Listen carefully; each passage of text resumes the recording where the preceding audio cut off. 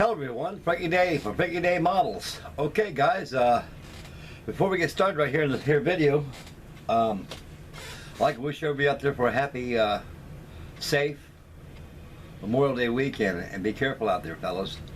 You got troopers out there and the policia, they're all out there just waiting for you, especially guys doing this. So be careful drinking and driving, and enjoy your wonderful Memorial Day weekend with loved ones of your family, and reminiscing of the deceased, of family members that you paid tribute to, memorial to. And God bless everybody. And please, Frankie Day and the Day household, have a very safe Memorial Day weekend, and take heed of everything, and just enjoy life, and get back to building models. Okay, I have for you today video number 2 of Charlie Max and Bill's Rats and Chief Bosun's Mate Frankie Day, the Lexington Coral Sea group build. Okay guys, I've been fiddling around with this USS Lexington, and I've made great progress on it so far. And so far I got the hull all done. I got skin, I got a lot more, I got more adjustments to do on the hull, and I've got a lot of work to do on the hull. Just the outer skins on the hull is done. And so what I did, after I assembled the hull, with the skins, let it dry, I burnished it out with the back of a butter knife handle. That's my famous burnishing tool I use to smooth everything out. Then it was dried, and I gave it a coat of, then I went ahead and gave it a coat of matte, flat matte paint. Use an aerosol, which is the best there is. With papers, I've always used the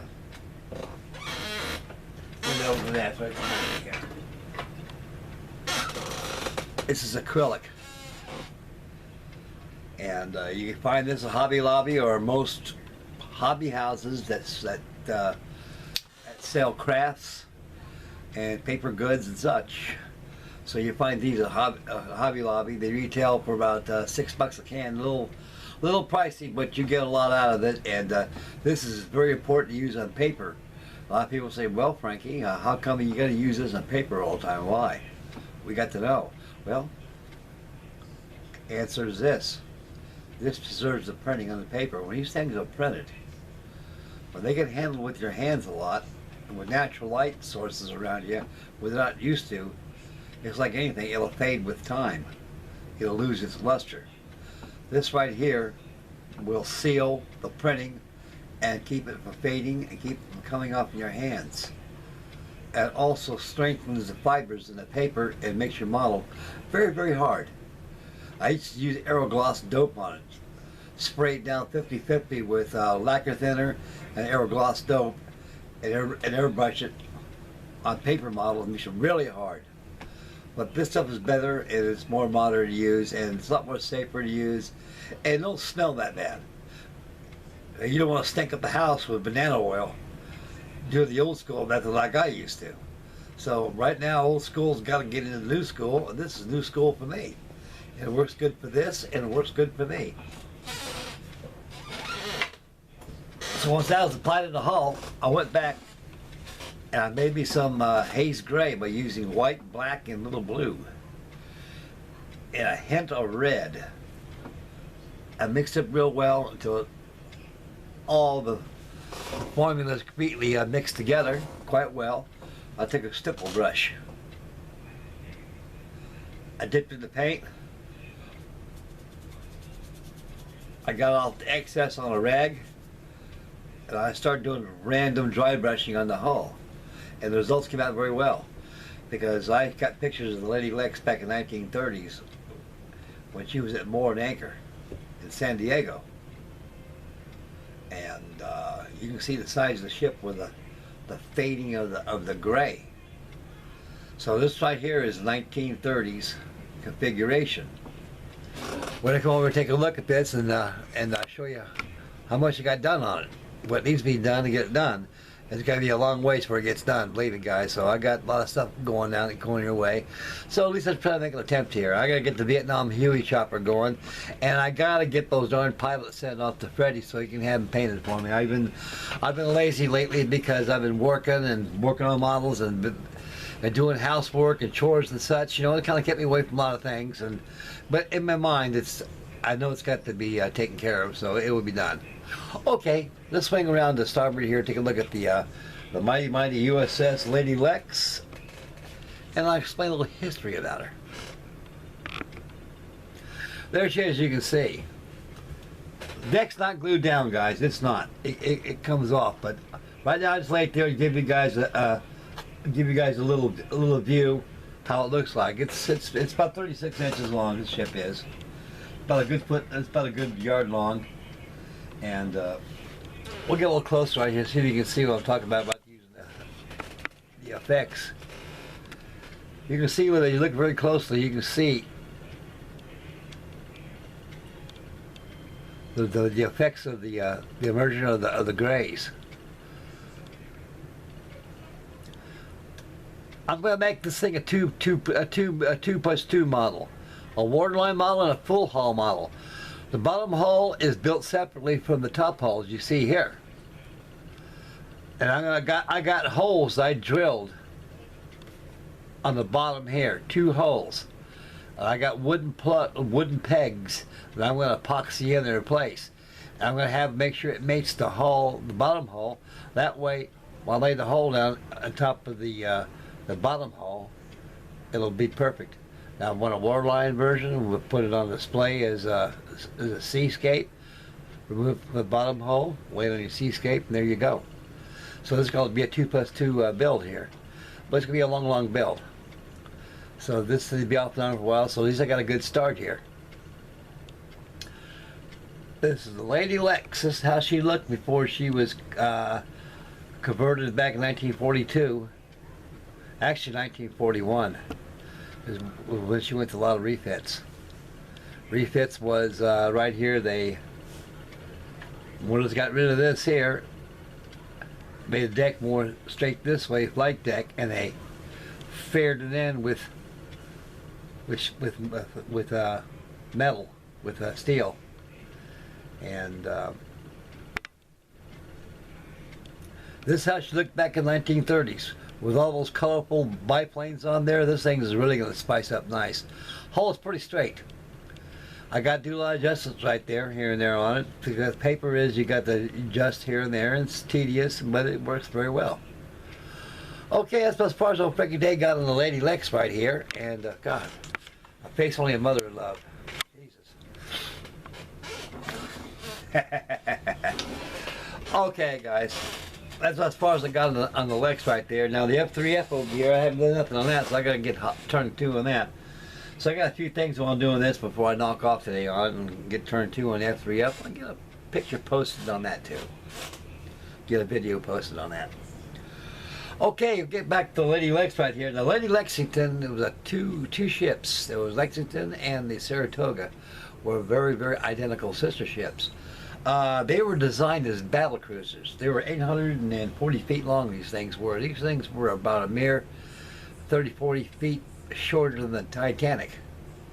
And they were big. Well, there's only one problem with it. The Navy could have used them, but during the Washington Treaty Program, they formulated throughout all nations that you got to have so much tonnage of this, so much tonnage of that. Now, how many battleships you got? Spain says, well, after you wiped us out during the Spanish-American War, we had about 6. Well, you can do better. Now, the English, they're doing good. We know they got so much tonnage they got, and which they did. They got so much tonnage. And they go to Japan. Well, how much tonnage you guys got? Well, we got a lot. Well, you guys are all right. You guys can do better too. So can we. And so it came down to the situation. We had so many battleships, too many cruisers, too many destroyers, too many this and that, but not enough aircraft carriers. See, aircraft. See, the reason why we had a lot of battleships, a lot of nations had battleships, because right after during the Battle of the Jutland, proved that it was going to be a battleship war throughout decades as they go. But as we assumed and surmised, we were all wrong.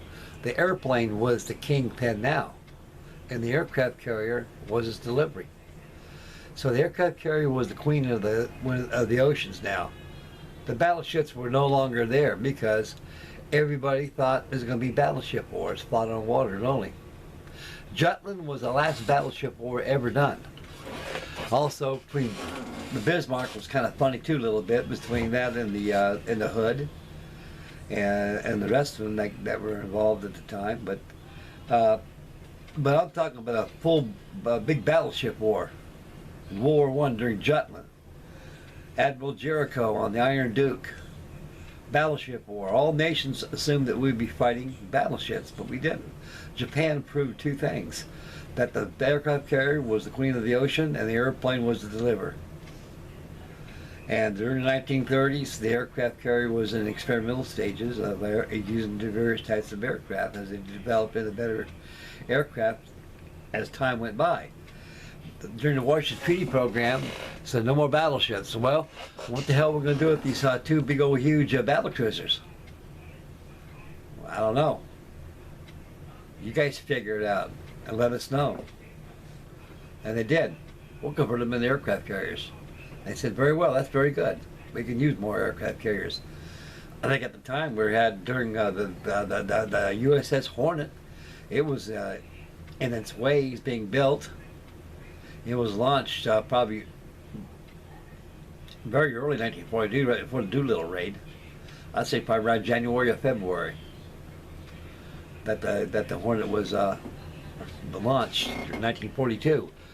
Because we had we had the Yorktown and the Enterprise. Now the Enterprise was a new class carrier, and it was 3 class carriers that was on the Enterprise class. You had the Enterprise. You had a Hornet and the Yorktown, and they were destroyed during the war, earlier parts of the war. And then they came out with the big old fleet carriers. But the Saratoga and the Lady Lex here, they were battle cruisers, and they look almost like the battleship Hood in silhouette format. But the Navy says, well, my God, we can make a hell of an aircraft carrier out of these 2 jobs, and they did. So there's only 2 carriers in the whole world at the time, even now, that you can identify the Saratoga and Lexington by a huge, massive funnel. And she had 4 screws. She can have up to almost 100 aircraft. Most of the aircraft that this thing used at the time of this vintage were F-4Bs, Boeing F-4Bs, the 10 opener, and the torpedo truck, a T-4M torpedo bomber, the FF-3, FF-1, and the FF-1, and the F3F-1, I mean, that too. And that's about what they had on there. Very colorful biplane fighters he had back in the days. Had F-11C Ghost Hawks, everything. SB-2Cs, SBC Helldivers, everything. All the colorful biplane fighters that he used at the time. When the war came, there were no more biplanes. The 30-year Golden Age aviation was over with. Everything was drab, blues and all drab. Okay, this is conclusion of video number 2. For Charlie Max and Bill Dratz and Frankie Day. Battle Coral Sea, USS Lexington group build.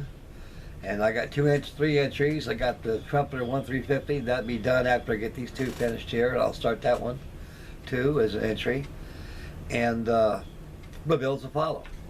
Okay, guys, I'd like to thank everybody for your wonderful comments and your views. And as I stressed in the beginning of the video, enjoy this beautiful, not a cloud in the sky, sunny, warm Memorial Day weekend. You have a lot of barbecues and get-togethers and parties and a lot of things going on.